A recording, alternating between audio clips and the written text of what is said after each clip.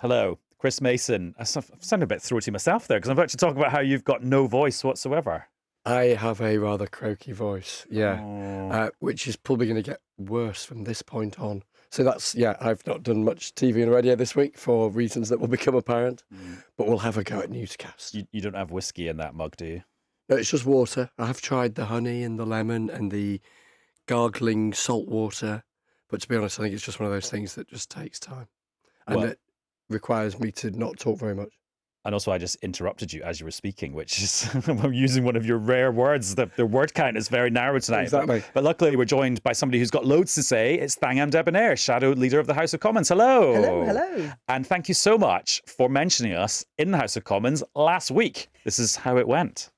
The leader famously once reassured this House that another Prime Minister wasn't hiding under a desk. Words immortalised on the BBC's Newscast intro. Now, I hear from the Parliamentary Press Gallery reception news that she's a big fan of the podcasts. So, Mr. Speaker, I'll end by tempting her to update Newscast and update this House. Is that where the Prime Minister really was on Monday evening? Hiding under a desk? So this is a great way for politicians to get on the podcast. Just name check us in Parliament. Put us in the historic record forever for historians to read about, and then you can come on. Yeah, but I'm the first. I was Yes. the first to put Newscast in Hansard, and that was a very exciting moment. I mean, if this starts an arms race, it'll be amazing. Who knows where it can stop? But thank you for listening, and for listening over the last few years as well. Yeah, I mean, I used to listen to Brexitcast in the good old days, as I ruefully refer to it now, quite often just to try and make sense of whatever it was that we'd done that day. And I kind of stuck with you. I've stuck through the COVID years, and now here we are in the Newscast years. Oh, thank you very much. Also, I noticed as a rhetorical device, sadly, it didn't work though, because Penny Mordaunt didn't really answer the question. She didn't bite. I mean, Penny's a great opponent. I really enjoy sort of sparring with her. She's fantastic to sort of go up against on a Thursday morning.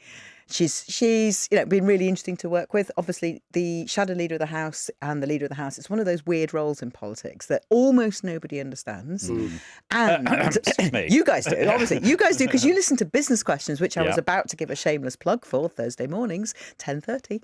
And but we also have to work quite a lot off stage, which is unlike other roles, because we're both House of Commons commissioners. So we're responsible for 18,000 pass holders and a UNESCO World Heritage site, which is no small task, which we share as commissioners. So we get to work together quite a lot in a completely different way. Now, talking of double acts, you've got you and Penny, you've got me and Chris. The latest podcasting double act is George Osborne and Ed Balls. They're going to be doing a podcast. What do you think of that? Well, as a podcast aficionado, I mean, I really, really hesitate to say this, but I'm going to have to, because that's yet another pairing of men on the podcast world. And of course, I'm exempting you guys, because when I started listening to you, you did have Katja and you did have Laura, and of course they still come on. And so we're going to go with a different take on that. But I do think that it would be great. There are great women who can say really funny, intelligent, well-rounded, what about interesting you and things. Penny Mordaunt? Well, that would be interesting, wouldn't it? Because she is a fan of the podcast, as I said. Right, let's get on with this episode of Newscast and see how long Chris Mason's voice will hold up for. Newscast from the BBC.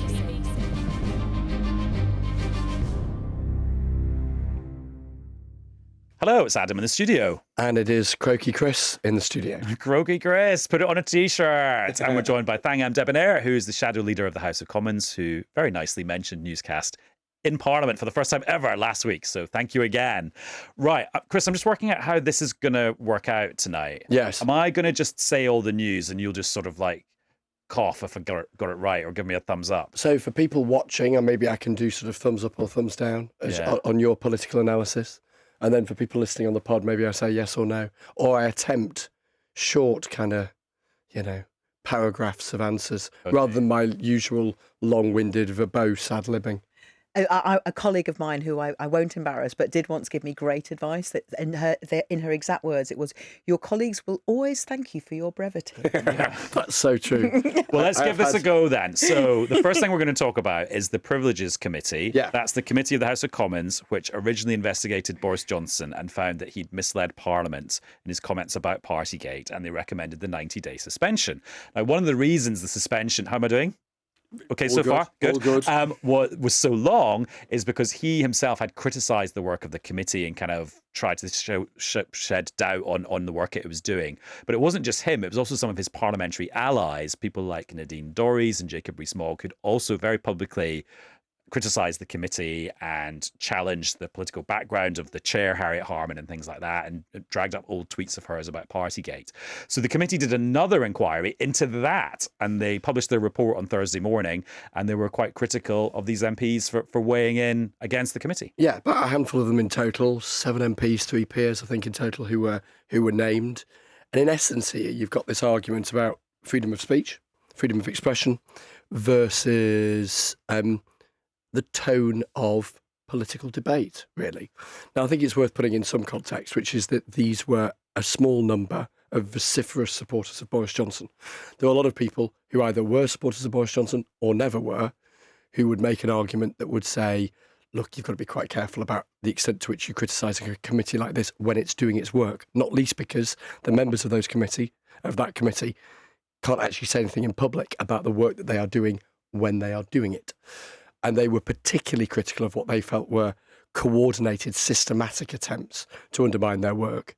And they drew a distinction between the tweets and the TV and the radio contributions of some of them, and others, like Bill Cash, the veteran Conservative, who had his issues with the committee, but had made those submissions in what were deemed to be a parliamentary way. So either by writing to them or by saying stuff in the House of Commons, as opposed to going on the telly or going on Twitter.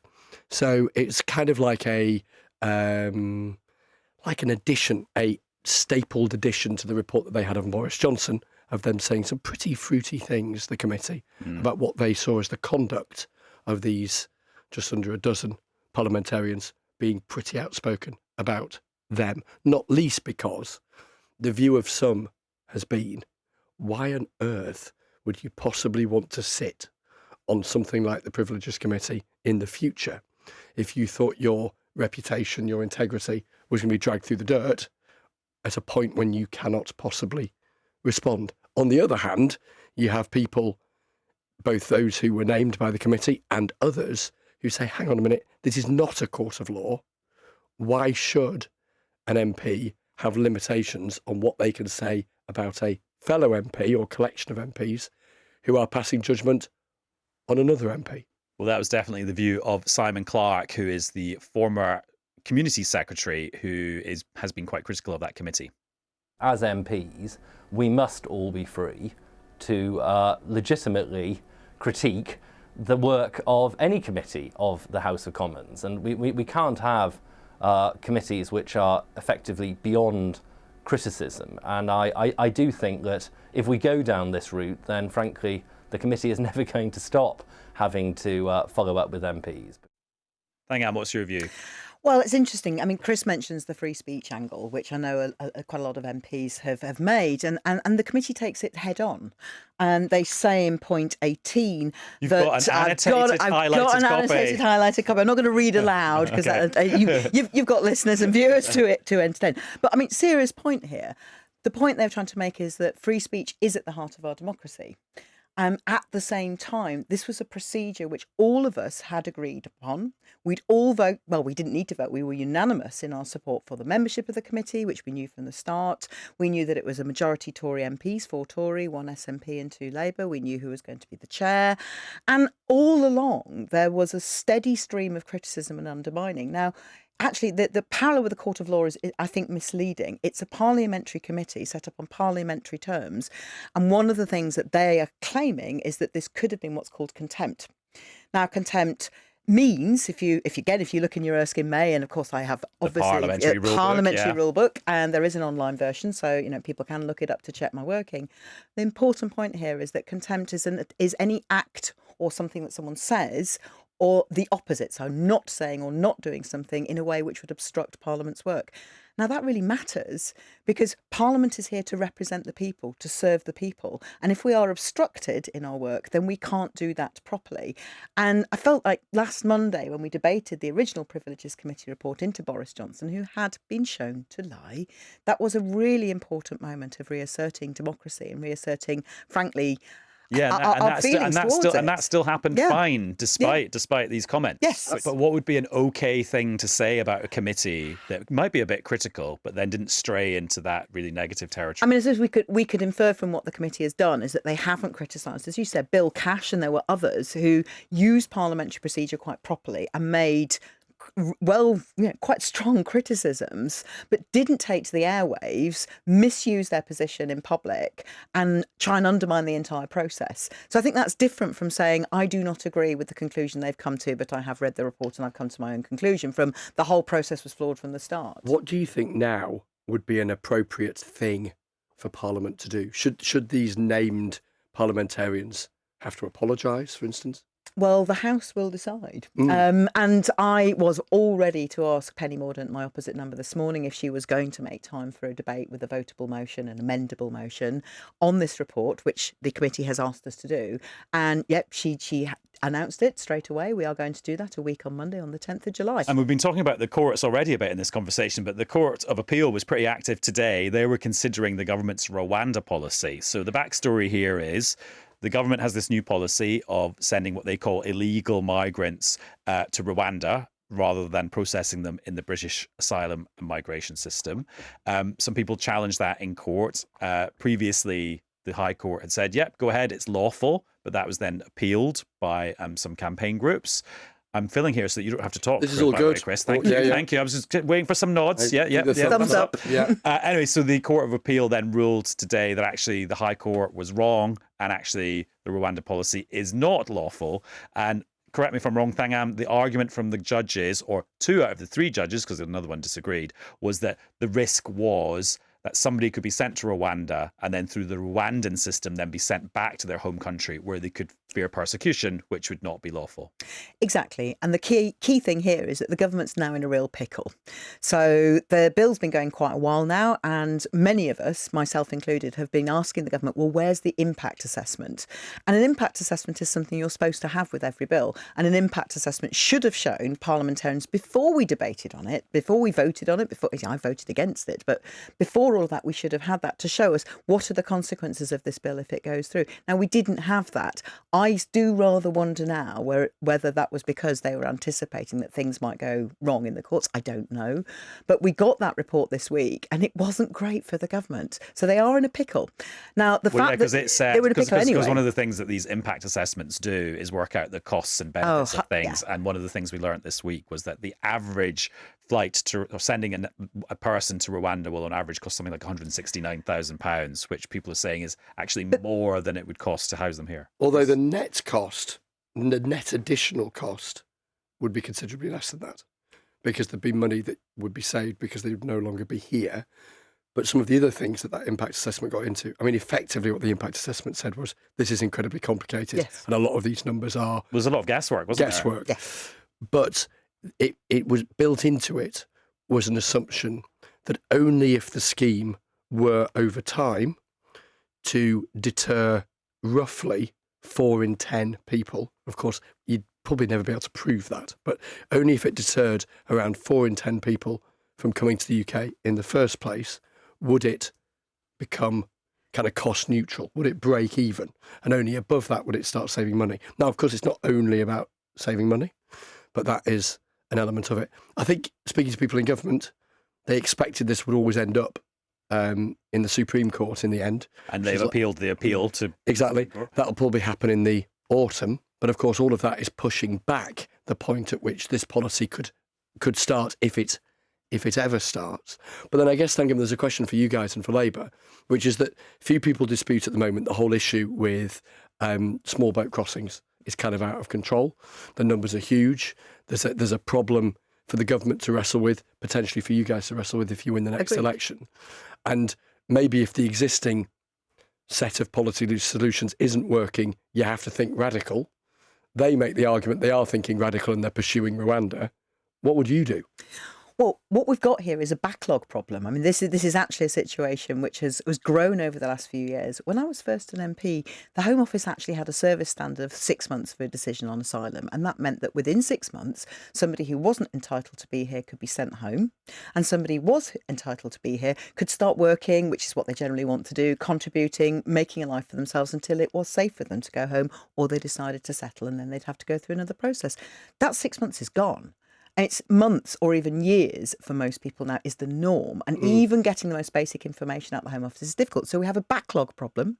And when there's a backlog problem and a Home Office that is basically, as far as I can see, been gutted of skilled personnel to make those decisions, we then end up with an accommodation problem.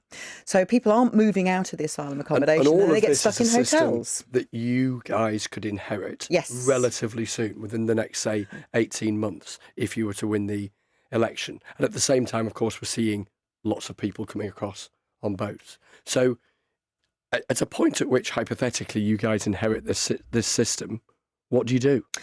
You use the money that would have been used on Rwanda, which is obviously would cost a fortune. So you junk Rwanda straight away. I mean, it's currently costing £0. Well, that's not true. They've already spent millions on it not working.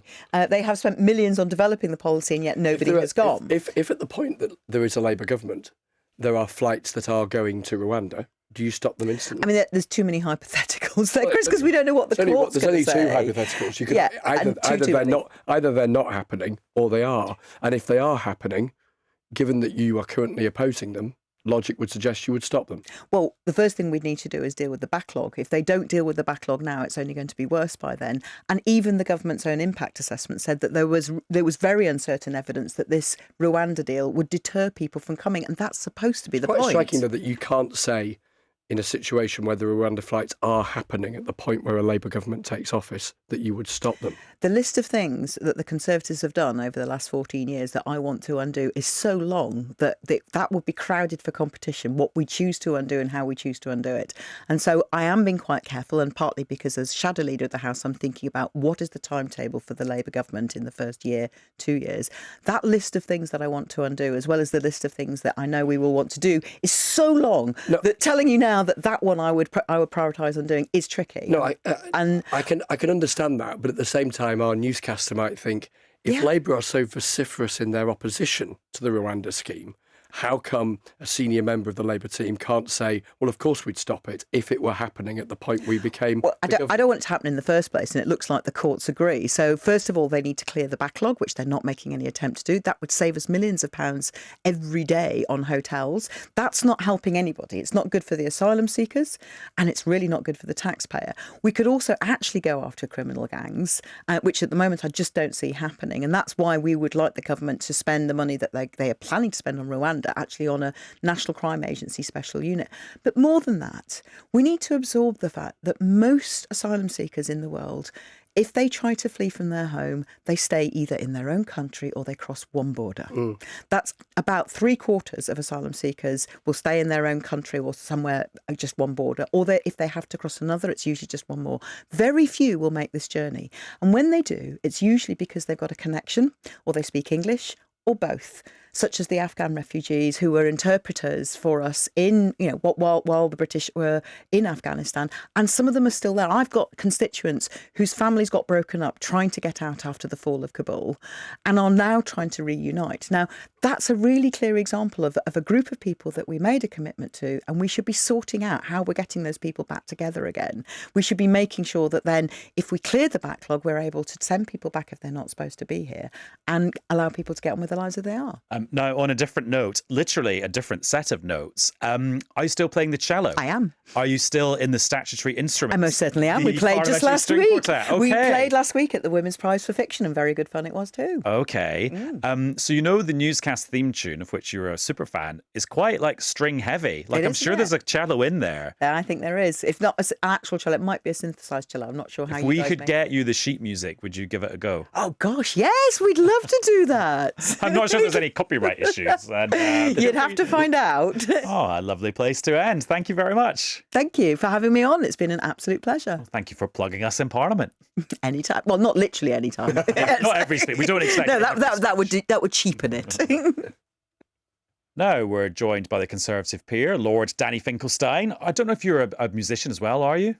Sadly, no. I can play the CD player, and even that you don't need anymore. So I can play Sonos. Oh, talking about CD players, in your new book, which is called Hitler, Stalin, Mum and Dad, which is all about just the amazing journeys of bits of your family across Europe in the build-up and during the Second World War, isn't there a bit where you get given a short audio clip of somebody, and it turns out it's a DVD, not a CD, and it's 4 hours long? A DVD of my dad. And if I hadn't had that, I don't think I'd have been able to write this book, because it told me so much detail about his experience in the Gulag, well, in the state collective farm, his father's experience in the Gulag. So that was amazing, yes. We didn't have very many records at home, by the way. We only had 6. My father had no teenage years.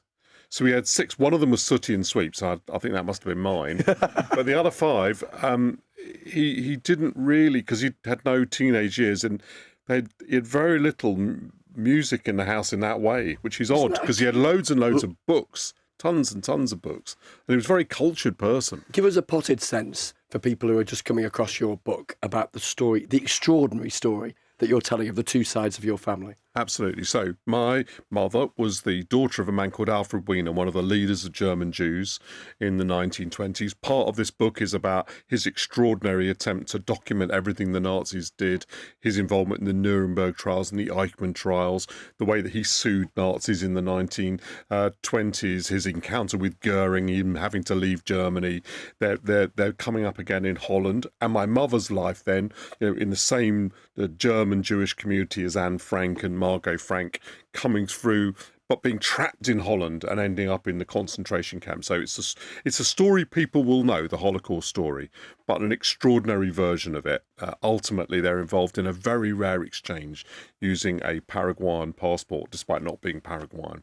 And then on my father's side, somebody said to me the other day, your grandfather was quite well off, and that is actually to understate it. My grandfather was called the Iron King. That was his nickname, I found out while I was doing this. And he had a huge fancy house. Huge fancy house in what we now call Lviv, but when they were born it was Lvov and was in Poland, not in Ukraine. When the Nazis come into Poland from one end, the Soviets come in from the other end, and they arrest everybody who's got even the slightest hint of civic leadership. My grandfather had more than that. He was, as well as being a wealthy capitalist, he was also on the city council. He had, he was a representative of the Jewish community, so he had a lot that they could arrest him for, except actually having done anything wrong. But they didn't require that. And he was accused of strengthening the might of capitalist Poland. He disappears into the Gulag. My grandmother is told, come back in 4 days and we'll tell you what happened to him. And after 3 days, they arrest everyone else, including my grandfather, the grandmother, and my father. So we've got these two forces, the Nazis and the communists, both arresting elites. In the case of the Nazis, it's Jews who happen to be shopkeepers, and in the case of the communists, it's shopkeepers who happen to be Jews.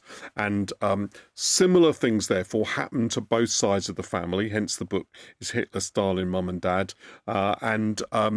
they sort of processed their experience, I suppose, in the same way, and we ended up in Hendon, in the suburb, looking to the future and building a life here.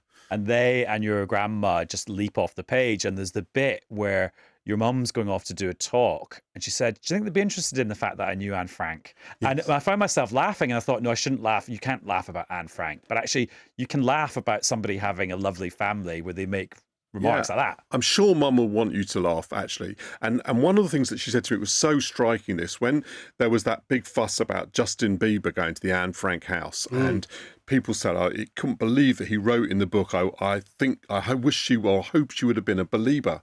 And people thought this was unbelievably crass, because they see Anne Frank as, like a demigod in some ways, right? But my mother, knowing her at the time as contemporaries, and my aunt seeing her in Belson, her and Margot, they saw them as just kids. My aunt actually said on one of her interview tapes, she was just a kid in the class. And as a result of that, my mother said, well, actually saying that she would have been a believer is spot on. She probably would have been. And my mum managed to be quite, deal with what had happened to her in a very calm way. I think she was determined that these events wouldn't spoil her life. And what I say is really oddly, because so many very powerful emotional things happen in this book, and disasters overtake both sides of the family. I don't think it's a sad book, because in the end, despite all the sad things that do happen, and of course, relatives die and they tell the story of that, this is the story of two people who survived to meet each other and lived a very happy life. So I think they would have wanted to stress that. I had boxes and boxes of papers, and just pulling them out, and just give you one small example. I pulled one out, and I could see that the first word in this, clearly written by my grandmother in a blunt pencil, the first word was the word omelette.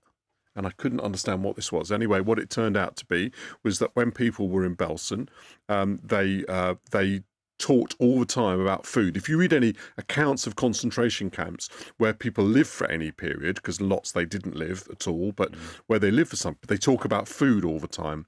And what my grandmother had clearly done was write down recipes that she could remember. They weren't like fancy things. They were things like, don't cook the omelette and don't burn them. So there's these little things where you get these papers. They've got these immense historical import, after all, written by my grandmother when she's starving to death, the children are starving, to remind us of food, and yet had this kind of resonance of Hendon dinners in the 1970s.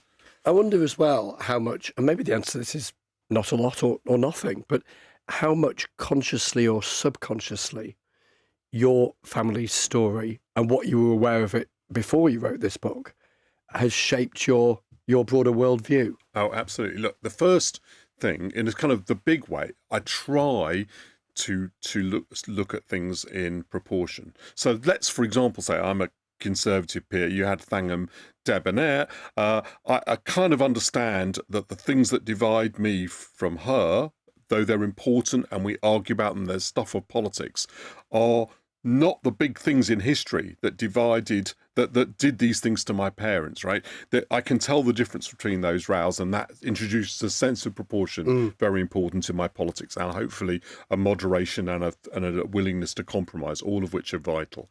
Secondly, clearly it will have an impact on my attitude to the refugee crisis.